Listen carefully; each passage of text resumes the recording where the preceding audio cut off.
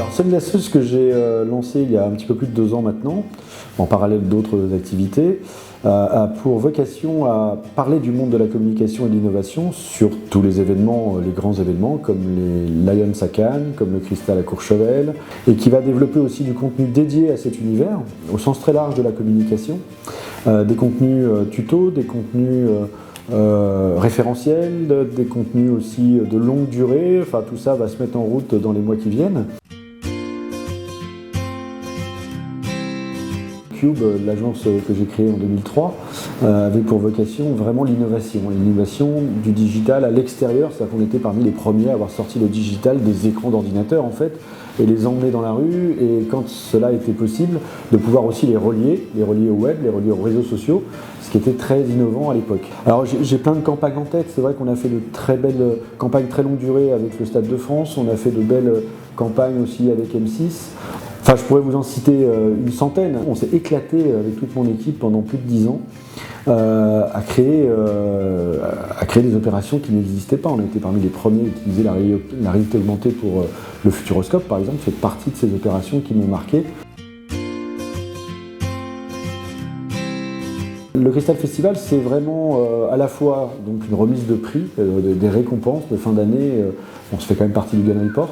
Donc ça compte pour les agences en termes de résultats et de positionnement. Le fait de gagner un cristal, c'était important.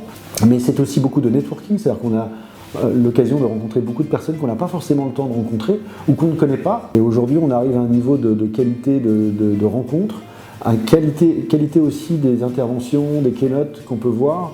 Il y a une belle évolution de tout ça et le Cristal Festival cette année, à ce sujet-là, était assez intéressant.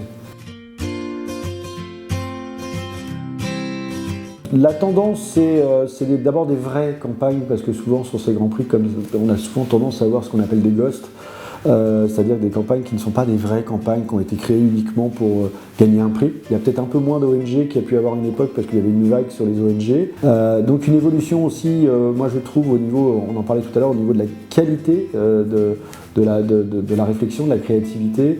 Alors il n'y a pas de tendance, je trouve, très forte de fond, mais ce que je vous disais avant, c'est qu'on est sur des choses un petit peu plus solides. Voilà. C'est d'être curieux de tout. Moi, en fait, ce qui m'anime, c'est ma curiosité permanente. Il faut être curieux et surtout oser, tenter. Moi, si je devais refaire machine arrière aujourd'hui, j'en ai fait beaucoup, hein, mais là, j'en ferais 10 fois plus.